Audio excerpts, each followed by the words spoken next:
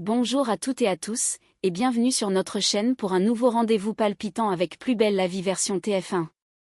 Aujourd'hui, nous allons plonger au cœur de l'épisode 397, diffusé le mercredi 13 août 2025, un chapitre où le suspense se mêle à des révélations troublantes, et où chaque geste, chaque regard, pourrait bien être la pièce manquante d'un puzzle aux ramifications dangereuses. Dès les premières minutes, l'intensité est palpable. Les portes du commissariat s'ouvrent avec fracas sur Thomas et Jawad, le visage marqué par la peur et l'adrénaline. Ils viennent de vivre un carjacking aussi violent qu'énigmatique. Les agresseurs étaient armés, cagoulés, organisés, mais pourquoi viser une vieille camionnette sans valeur marchande ? Ariane, méfiante, perçoit immédiatement une anomalie. Et si l'objectif n'était pas le véhicule, mais ce qu'il contenait ? Ce doute, déjà présent, se renforce lorsque refait surface un détail capital, la lettre de Santoni, au mystérieux symbole, dont certains semblent directement liés au tarot de Marseille.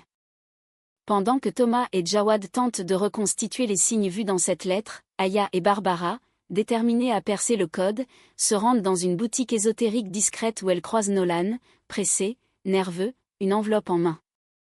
Sa présence dans ce lieu, à ce moment précis, n'a rien d'anodin. Les soupçons se transforment en certitude, il cache quelque chose. Et lorsque la camionnette est finalement retrouvée, c'est la stupeur. Écrasée, réduite à un amas de métal méconnaissable, elle ne livre plus aucun indice. Comme si quelqu'un avait voulu effacer toute trace. Mais l'épisode ne s'arrête pas là. Ulysse, inquiet pour Hector, se lance dans une course contre la montre pour obtenir une expertise médicale qui pourrait briser la tutelle imposée. Patrick, lui, annonce une journée de sensibilisation aux violences liées à la soumission chimique, un geste fort salué par Ariane et Boé. Et dans l'ombre du Mistral, Thomas encaisse un nouveau coup, la pression financière qui pèse sur lui s'intensifie, même si le soutien indéfectible de Myrtha vient lui redonner un peu de courage. Un épisode dense, où l'action, les manigances et les luttes personnelles s'entrecroisent. Entre vérité dissimulée, alliances incertaines et menaces qui se rapprochent, tout laisse à penser que le pire reste encore à venir et que le compte à rebours est lancé. Au commissariat, les portes s'ouvrent brusquement sur Thomas et Jawad. Les deux hommes avancent d'un pas rapide, le visage marqué par la tension et l'urgence. On sent immédiatement qu'ils viennent de vivre un moment violent. Ils se dirigent vers le bureau d'Ariane, qui relève la tête en les voyant arriver. Thomas prend la parole le premier, la voix encore chargée d'adrénaline. Ariane, il faut qu'on dépose plainte. On s'est fait braquer. Elle fronce légèrement les sourcils, surprise par cette entrée en matière. Jawad confirme d'un signe de tête, puis Thomas poursuit, plus précis. C'était un carjacking. Les types étaient armés, cagoulés, ils nous ont coupé la route, nous ont fait descendre, et sont repartis avec la camionnette. Le stylo d'Ariane s'arrête un instant au-dessus de son carnet. Elle lève les yeux, scrutant Thomas comme pour évaluer chaque mot. Une vieille camionnette ? Demande-t-elle, un mélange de doute et de curiosité dans la voix. Thomas hoche la tête, agacé. Oui, et alors ? Ariane penche légèrement la tête, son regard se faisant plus perçant. C'est juste étrange. Généralement, ce genre d'opération, avec armes et cagoules, c'est pour des véhicules haut de gamme, pas pour une camionnette usée. Vous êtes sûr qu'il n'y avait rien de particulier à l'intérieur ? Un court silence s'installe. Thomas et Jawad échangent un bref regard, comme s'ils hésitaient sur la réponse. Mais officiellement, rien ne laisse penser que le véhicule transportait quelque chose de valeur. Ariane, elle, reste dubitative. Ses instincts de flic lui disent que cette affaire cache autre chose. Son stylo reprend sa course sur le papier, mais son esprit est déjà ailleurs, en train de chercher ce qui pourrait bien justifier qu'un tel braquage vise un véhicule aussi anodin. Après leur passage au commissariat, Jawad et Thomas s'installent à une table du Mistral, visiblement préoccupés. Le bruit ambiant du bar semble lointain, leurs pensées sont ailleurs, toujours hantées par l'agression. Jawad brise le silence. Écoute, j'arrête pas d'y penser. Et si ces types ne voulaient pas vraiment la camionnette ? Thomas le regarde, intrigué. Comment ça ? Jawad se penche légèrement vers lui, baissant la voix.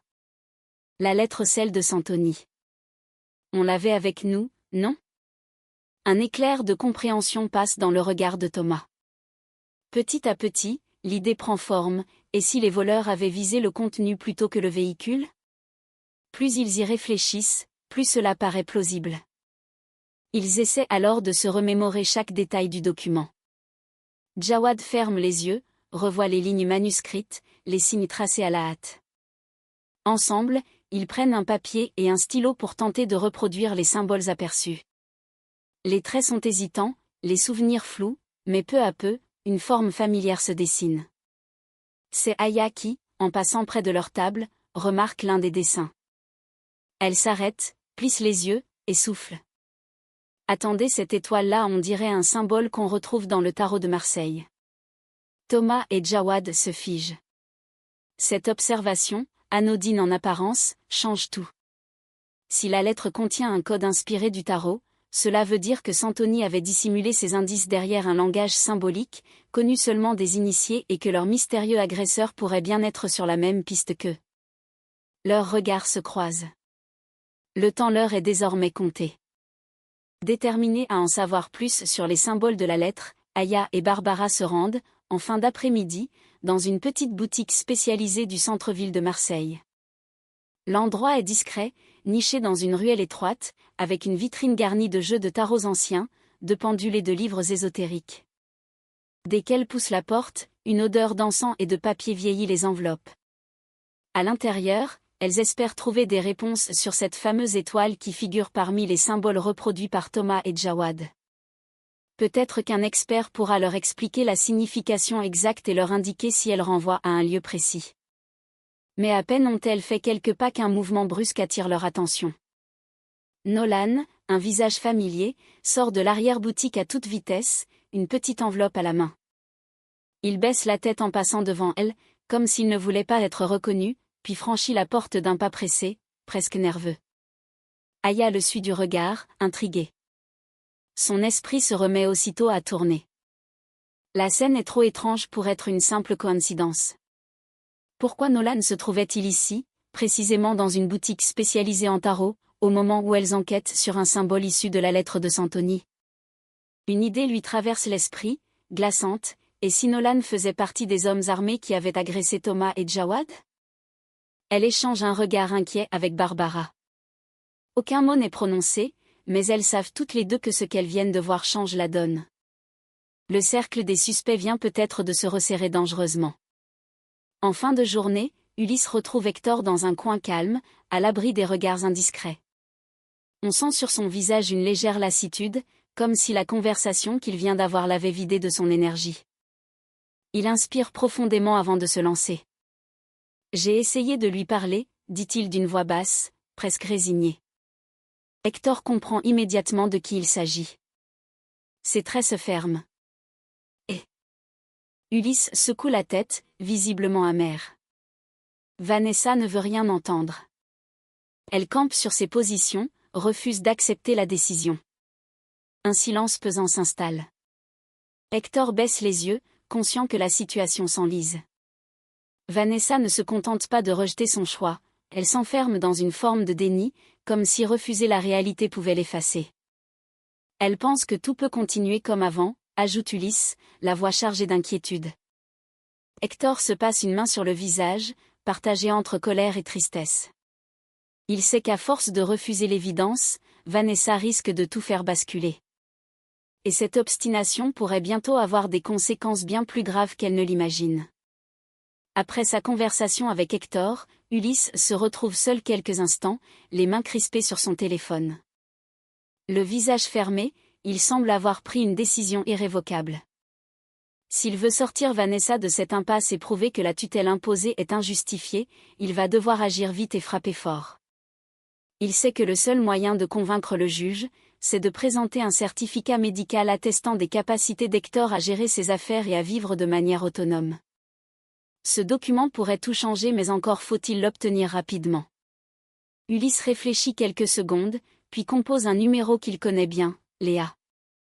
Sa voix est ferme lorsqu'elle décroche. Léa, c'est important. J'ai besoin que tu nous aides. Il faut qu'Hector obtienne un rendez-vous au plus vite au cabinet pour un examen médical complet.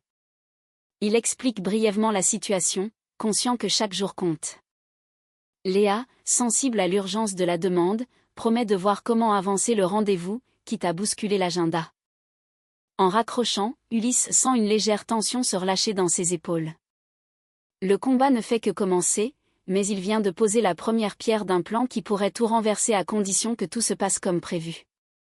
Au commissariat, Patrick réunit ses équipes dans la salle de briefing. Son ton est sérieux, presque solennel. J'ai pris une décision importante. Nous allons organiser ici même, dans les prochains jours, une journée de sensibilisation aux violences liées à la soumission chimique. Autour de la table, les regards se croisent. Ariane et Boé sont les premiers à réagir, approuvant d'un signe de tête ferme. C'est une excellente initiative, Patrick. Il faut qu'on en parle davantage et qu'on forme tout le monde à repérer les signes. Ajoute Ariane avec conviction. Tu peux compter sur nous. On sera là. Renchérit Boé. L'annonce est accueillie positivement, mais l'attention d'Ulysse, lui, est déjà ailleurs, il pense à Hector et à l'évaluation décisive qui l'attend aujourd'hui. Un peu plus tard, dans la salle de soins, c'est le docteur Sorigny qui prend en charge Hector pour une série de tests cognitifs destinés à évaluer ses facultés. Très bien, Hector. Pour commencer, pouvez-vous me citer 3 mois de l'année, dans l'ordre ? Hector ferme les yeux un instant, cherche, hésite mais finit par répondre. Sorigny enchaîne aussitôt avec l'épreuve suivante, le test de l'horloge. Il tend une feuille et un stylo. Placez les chiffres correctement pour former un cadran, puis dessinez les aiguilles indiquant 4h20. Hector fixe la feuille. Sa main tremble légèrement. Les secondes paraissent interminables. Chaque regard posé sur lui, chaque silence de la pièce, pèse comme une montagne. Finalement, il repose le stylo avec un soupir. C'est pas la peine. J'y arriverai pas. Sans attendre, il se lève et quitte la salle, le visage fermé, comme écrasé par un sentiment d'échec. Aux yeux d'Hector, ce test vient de sceller son sort. En fin de matinée, l'ambiance est calme au Mistral. Thomas est derrière le comptoir lorsqu'une femme en tailleur sombre franchit la porte. Son pas est assuré, son visage sérieux, c'est la représentante des impôts. Elle tient à la main une chemise cartonnée. Elle se présente brièvement et tend à Thomas un document officiel. Voici le nouvel échéancier de paiement. Dit-elle d'un ton neutre. Thomas l'ouvre, jette un coup d'œil rapide aux chiffres, ses épaules s'affaissent légèrement. La pression financière se rappelle à lui, implacable.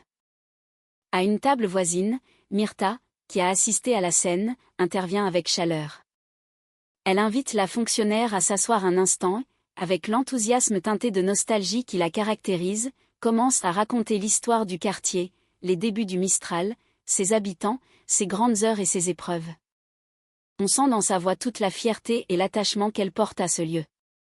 La fonctionnaire écoute poliment, mais garde son ton professionnel. Je comprends mais je n'applique que la loi. Précise-t-elle, comme pour se protéger de toute émotion. Quelques minutes plus tard, elle s'en va, laissant derrière elle un silence lourd. Thomas se tourne vers Myrtha, touché par sa démarche. Merci vraiment. Murmure-t-il. Dans un élan spontané, il la prend dans ses bras. Myrtha sourit, légèrement émue.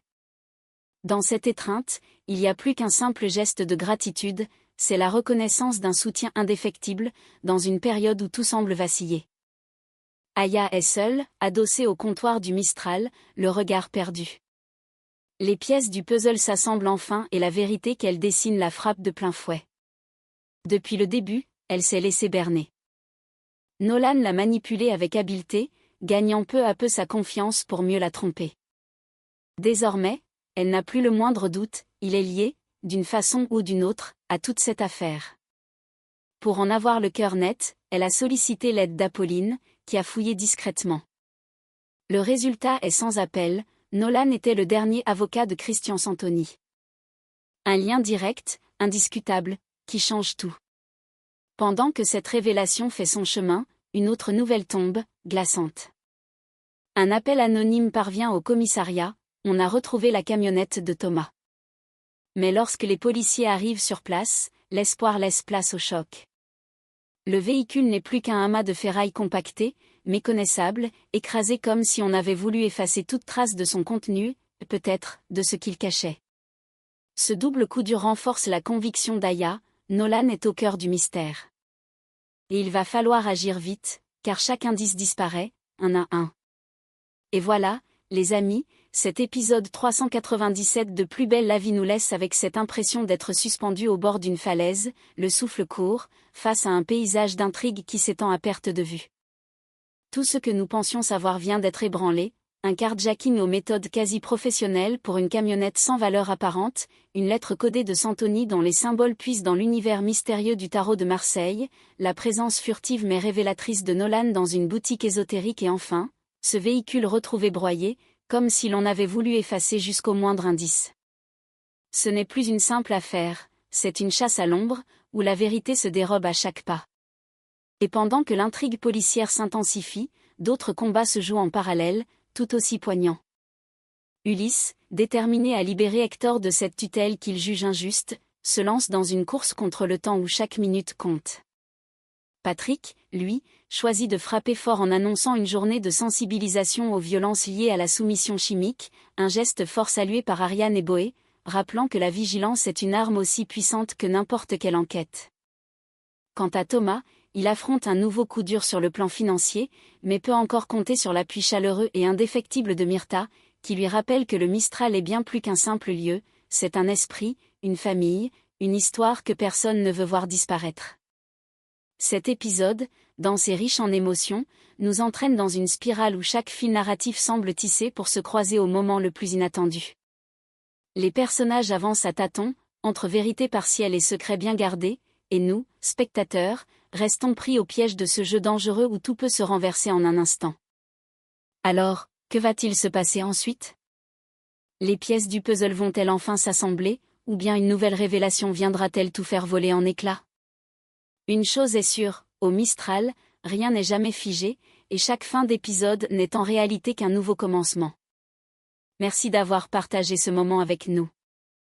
Si cette plongée dans l'épisode vous a captivé, pensez à liker la vidéo, à vous abonner et à activer la cloche pour ne rien manquer des prochains rebondissements. Et surtout gardez l'œil ouvert, car le danger se cache souvent là où on l'attend le moins.